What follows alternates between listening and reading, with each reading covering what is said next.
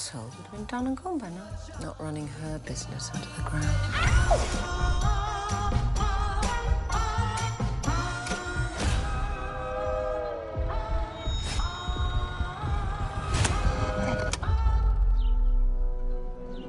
If I were to tell you why I did what I did, when I was broke and alone, would you pity me? Or would you say that my actions were justified? I see you stitching there, darling. Needles dance, you're so charming. Perfect crime. Call police. Drive away. Choices. Choices. Choices. Oh, darn it, Barbara.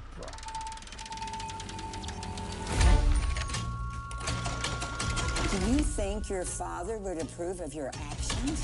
No, he's gonna be very upset. And now he's gonna kill me. He's gonna kill you. You and you. Choices. Choices. Choices.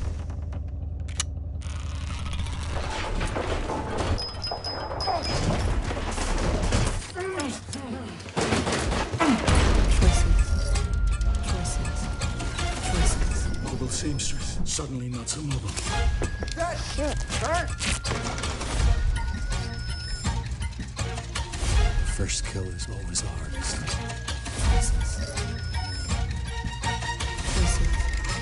Choices. Choices.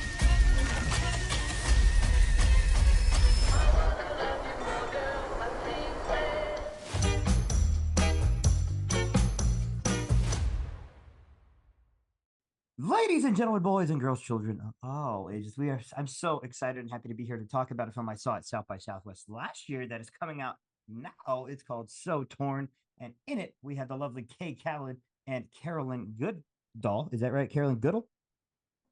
Goodall, yes. Like Jane. Like Jane, right? Yeah. Yeah, that's awesome. Especially with the discourse around one man versus 100 versus one gorilla versus 100 men discourse going on the internet right now. That's the perfect time, didn't it? I don't know if you know about this. She's not a gorilla girl. You got to be careful. That was Diane Fossey. She's correct. chimpanzee. She's chimpanzees, yes. Yeah. But it is interesting that's a thing that's happening. Basically, they're saying could one gorilla beat up 100 men, and yes, he could. Yeah, I think so. He would tear them apart. Male ego. What are we to do? But let's get back on track here with this film. This is actually such a lovely film, and what I think is so funny is that, again, they've paired you two together and your two characters could not be any more different. Carolyn, you started this whole thing over a button. The action inciting incident. Yes, you are the entire inciting incident, you and your button. But you know what? It's your wedding, dang it. It's your day. So whatever happens, happens. And then, Kay, you play, I believe, make sure I got this right. You're actually the sheriff of the entire town, which is so funny because you're just this little tiny lady, but you're the sheriff of the entire town. Can we talk about making this film and working with such a young director in Freddie McDonald? Oh, yes. Well, first of all, I had worked with Freddie before because I got to be in his short film that was his thesis from AFI, for which he ultimately won a Student Academy Award. And so he asked me, he said there was a part for me in the feature that he was going to do. And then I was the sheriff, the notary, and the justice of the peace. And in fact, I came to town to ski. And then I ran out of money. And they said, well, you can make money as a notary. I said, fine. And he said, what about being the justice of the peace? As time went on. And then they said, sheriff, and nothing ever happens there. So why not? Yeah. That's hilarious. I'm sorry. Yes, you were in the movie Shedding Angels, but you were also in it with Callan, who's in this film as well. Yes. That's awesome. I love that. And I love that you worked with him before because I believe you're one of the only non-European members of the cast. Yes. The two of us are the only, and because we had worked with him before. Yeah, that's so cool. I think that's so cool that this cast is technically is multi-continental, and I think that's awesome. And your character is one of my favorite characters in the entire movie because you're just so unassuming, but you're a badass, Kay. You're a badass. Yes. Naivete really works a lot. She doesn't really, I mean, as I said, nothing has ever happened. I've never pulled my gun before, so, and nothing bad can happen. Except when it does. and Except when it does. and speaking of this, thanks to Carolyn's character Grace, it absolutely happens to Eve. It's your wedding day. You lose a button, so now she has to come back as a seamstress in her Fiat 500 with a spool of yarn attached to the back. We talked about the car, by the way, and I would love your The thoughts on best that. car. Right? The The car best. is its own character. Yes, it is. I love it. It is. Yeah. Well, yeah, she's a bridezilla. It's her third time round, and she really wants this to be perfect. I think what's interesting is they're all slightly marooned in this town, and I think, it's great that it's kind of Switzerland because the whole movie, has a kind of certain heightened quality to it. And I think that really helps the comedy and it just helps the story. And it's just perfect. And it was also wonderful for us as actors to go there because it really is Heidi Land and it was just so beautiful. And as you know, Freddie is sort of part Swiss anyway, and he started his directing career in Switzerland, having been sort of taken away from Venice and Santa Monica by his parents. And he was sort of like, I think at high school time, and he was like, said to his dad, I have to keep making movies. You can't do this to me. So his dad said, well, of course you can make a movie. And he said, but yeah, we never make movies in Switzerland. So they did. And I think that's what's just so wonderful. And so as a result, they had this group of people who they'd been working with as well. His DP he'd worked with, on I think his very, very first short. And they just created this just incredible environment. You knew it was going to be low budget. But it was one of those strange times where you just really feel like a group. And you're all there together and it's kind of the best working experience when you get that. And it doesn't often happen, you're kind of flown in and out and, you kind of, have a few scenes with this person, a few scenes with that person, the whole thing's just sort of happening. But we were just all in it together virtually all the time and it was wonderful. I love that. It's so great that you mentioned that because I mentioned previously that there's a certain color scheme to this film that evolves as the film goes on, and that some of that has to do with it being in Switzerland and us never really getting a lot of films made in Switzerland, which is a gorgeous place, by the way. Can we talk about that? Yeah, gorgeous. And we shot was it October we shot? And honestly, there were a couple of days where it was so warm and we were so high and it was just glorious. And we were very blessed with the weather, actually, especially that one time, she's going across that extraordinary bridge and then you've got all the cows in the background and, it's this blue sky. Yeah, it was just fun, really fun. All the colors are heightened by whatever Sebastian's doing. All the greens look greener, all the blues look bluer. Like, so obviously Eve has blue eyes, but her eyes look even more blue. And the trees are green, but they look even more green. So whatever Sebastian's doing, I would like him to keep doing it because it looks absolutely amazing. And I don't know, the film is so stunning to watch, especially for one that's not what you would call a high budget film. It is an indie. There's a certain quality to that, and I love that. And that comes down from the director and the cinematographer. And what makes this movie though is the characters, is Mrs. Ingle, is Grace. These characters who feel like your neighbors, except like insane. Because Grace, make no mistake, is a bridezilla. She's insane. And Mrs. Ingle is like the crazy lady who you don't trust, but then this town trusts her to be the sheriff. You know what I mean? And I love that. And there's such an awesomeness to it. And you guys embody your characters so well because, and I don't know how, because you guys seem so opposite of your characters. Like you seem like a perfectly well-adjusted lady. That's acting. Yeah. I mean, that part. Oh, that part. Okay. Gotcha. The acting is in your real life. Got it. Okay. And Right. Carolyn, you don't seem like you'd be a bridezilla or a grouch at all. You seem lovely. That's Oh, funny. she was just, it's always fun to play nasty people. You know, of course, she doesn't think she's nasty at all. She thinks she's within her rights, you know. She's got her wedding and, you know, the button and this stupid girl. And she's a really nasty passive aggressive bitch who then gets more aggressive. But there are little tiny little chinks where you kind of see a tiny little bit of vulnerability, and then she's off again. But I think my favorite scene was definitely the one with John in the restaurant, where, you know, she has no idea what's going on, and she just comes in and she just lays into him and she grabs Eve out of there and everything. And I was just so about much to fun mention enjoying that. one. Yeah. It's so funny you guys said that. I was just about to mention working with John and his character, who's this big, spooky Yeah. man, and you guys had very different experiences. Your characters had very different experiences with Hudson, and I wanted to ask you guys about that. So I want to start with you, Kay, because that scene's amazing. That scene where you and him are basically having at it. What was it like shooting that scene? Because that thing is crazy. That scene's crazy. It was so fun because I don't really want to say what happens in it, but Yeah, I got to do all my own stuff in that scene, and he was great. The whole experience, you know, from all the things that Miss Ingo does, from the wedding to the sheriff, and to I actually saved the day, if you Yes. remember. Yes, you do. So I wouldn't want you to say that I'm an inept sheriff. No one would ever say you weren't that you were inept as a sheriff. It's just interesting that they chose the little tiny lady as the sheriff. Well, as I said, nothing has ever happened before.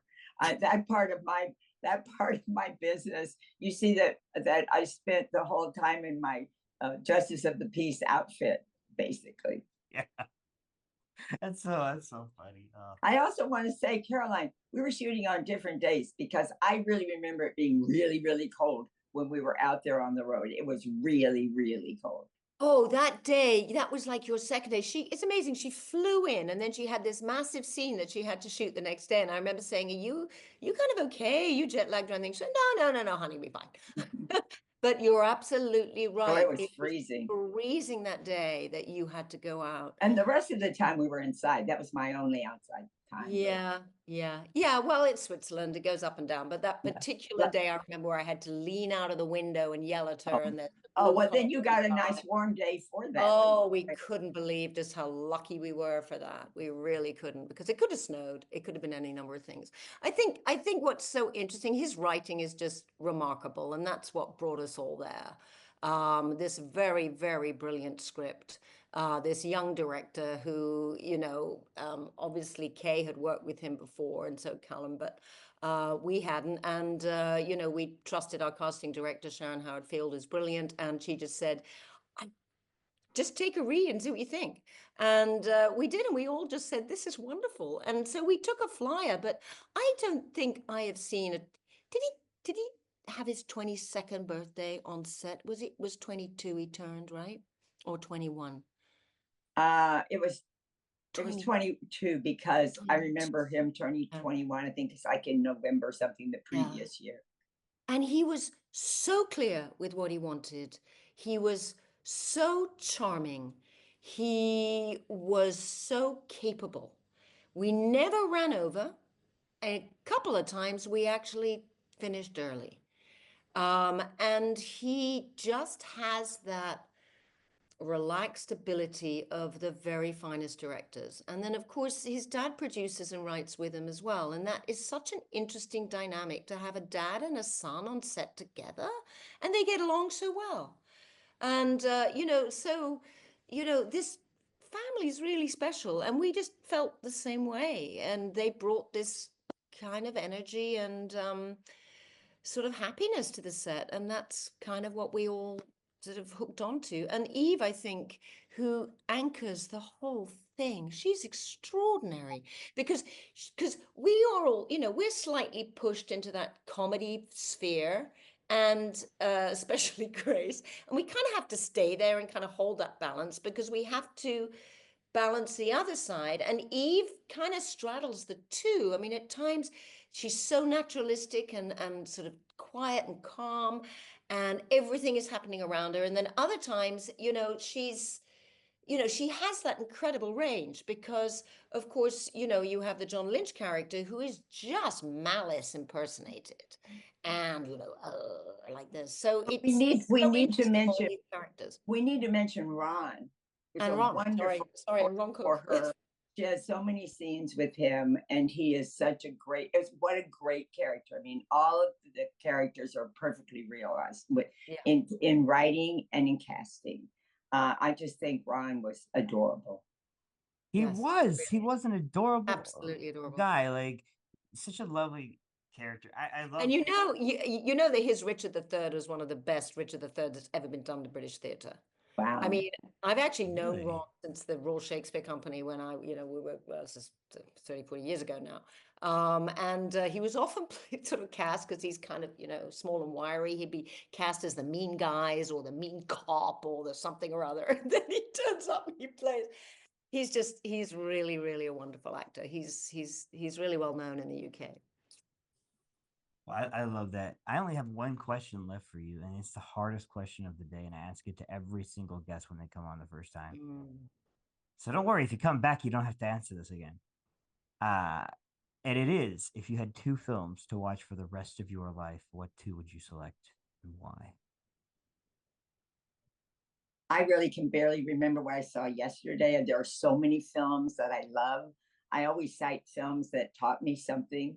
And, because there's a film called Petulia with George C. Scott and Julie Christie. You're just going to laugh. This is so silly. And you'll see what a sheltered background I had. But in this film, they go out of a night and are in formal dress, and she sleeps over at his place, and they're in the middle of New York City. She's got on a formal dress. She gets up the next day. It's like 10 or 11 in the morning. She goes down to the street where people are in regular clothes and there's buses and things going by. And she just goes into a shop and buys something to wear that's not a formal dress. And it was like, oh, because if I were to go on a trip and I were cold, it would never occur to me to get a coat or a scarf because I have that at home. And it was like, oh, you can buy something. So it really changed my life. I think films change our lives in various different ways. I agree with you. I think that that's a really interesting choice. Would that be one of the films that you would pick? Okay. No, but that's what comes up in my mind because you could mention this film or that film or that film, and I go, yes. And you'd say that, and I'd say, no, that one. I mean, I grew up on movies, Betty Grable movies when I was a little girl.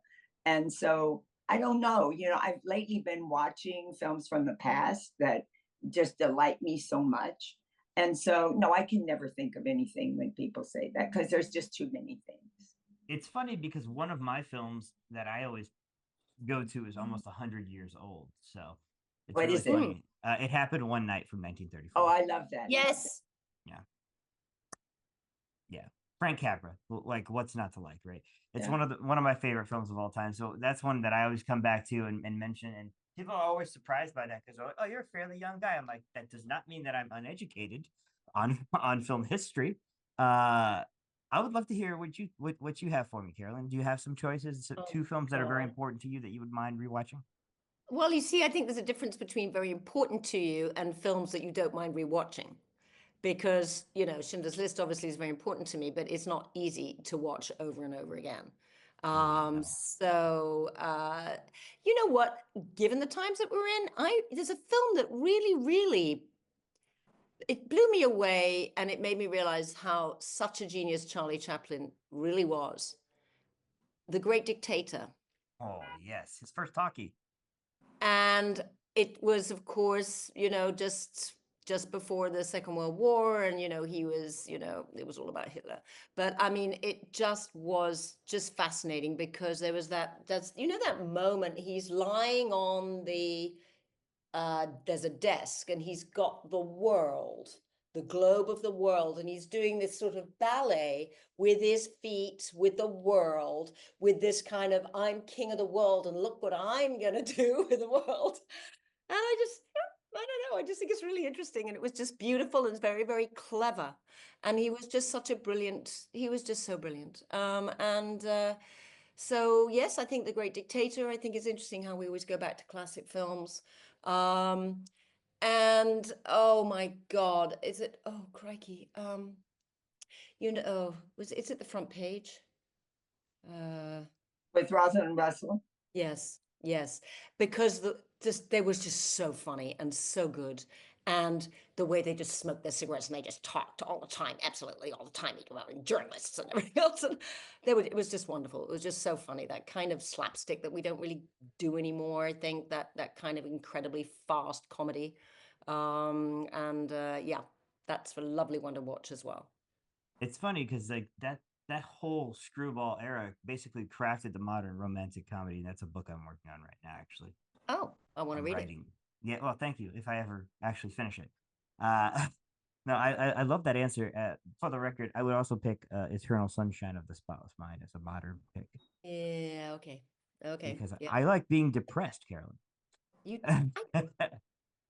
well, that means you're a happy person inside. Because if you want to Sure. see, yeah, if you want to see depressing, dark material, it generally means that actually you're pretty well balanced inside. Sure. I just like having my heart broken by Kate Winslet constantly. So, you know. Oh, Kate's lovely. I made a movie with her called The Dressmaker. I'm well familiar with it. It's a great film. She Have plays you an not Australian. seen? You haven't seen it? I've seen it. PJ. Yeah. Oh, you have seen it. Yeah. PJ film. Yeah. She He's plays an Australian dressmaker. Yeah. She's brilliant. She's up She and is. she is a wonderful person, I have to say. So Well, she can keep breaking your heart. yeah. Well, I'm thankful for it.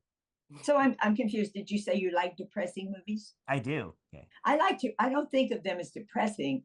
I mean, I like a movie where I cry my eyes out, but I don't Yes. think that means a depressing movie, because it can be, unrequited love. Those are the kinds of things that really make me cry. Two people. What was the thing with Anthony Hopkins and Emma? Remains of the Day, is it? Oh, yeah. Oh my Oh, gosh. oh Yeah, my Remains God. of the Day. Just, no, get together, we're just done. Merchant Library. Yeah, Just ripping your heart out. Great. Yeah. Good pull there, Kate. I love yeah, that. I Oh, love that. Yeah, no, I like the stuff where it's just like I don't know, like stuff that Like makes what? me Tell feel us one. something. Tell us one. So Anything. a good one. So for example, 500 Days of Summer is absolutely fantastic in that the man does not win. It's not a love story. He gets his heart ripped out, but he gets his heart ripped out because it's his own fault. Something like Her, which deals with loneliness and isolationism, but that loneliness and isolationism is only caused by himself. You know, and things like that are to me are the core of human nature. We as humans love companionship, but there is a side to us that loves loneliness and loves being by ourselves. Well, because Okay, it's hard. It's hard to make a relationship work. You think you want someone, you think you want somebody, and you're madly in love at the beginning, and then after a while, they're kind of in your space, and it was like, this was such a good idea before, because you're not as lonely. What human beings do is they keep forgetting all the things that they learned. I love that. See, Yeah. that's the kind of insight I came here for. That's exactly what I like to hear. See, that's beautifully said, Kay. And going back to So Torn, that has that resonates there as well, because it does. is all about choices. We're allowed to say that, aren't we? Choices, and the things that she does. And I think what's interesting as well is that there is a certain measure of inevitability, in that whatever choice she makes, she seems to still end up kind of like, in trouble. But it's just fascinating, and I just think it's the kind of movie that stays with you and you want to talk about afterwards. And I'm so glad you saw it at South by, because we had a blast. It was just such a wonderful festival to premiere, and it really, really was. I was so happy when this came across my desk that it was finally coming out, because I was Oh, like, good. man, Yeah. people finally get to see this movie Yeah. and experience what I got to experience last year. And Yeah. I have to say, I love that mention of inevitability, because Hudson thinks he's the inevitability in that he's going to get exactly what he wants. And Barbara is inevitably going to screw everything up and end up in some place she never expected. So the juxtaposing of the two inevitable forces, the immovable force versus the, unflinching object is just very interesting. that dichotomy exists in this film, and such a simple comedy thriller that's also Yeah. not very simple. And I I love think that. that's really true. That's really true. Well, thank you so much. It's been a pleasure Like, talking. is there anything you guys want to leave the audience with before I let you go? You guys have been absolutely brilliant today. Okay, go on. No, I don't know. I'm very excited that people are finally going to get to see it. And I was excited to hear that you had seen it at South by. We just thought it was going to be at South by and then people would see it right away. And that didn't happen, but now it's happening next week.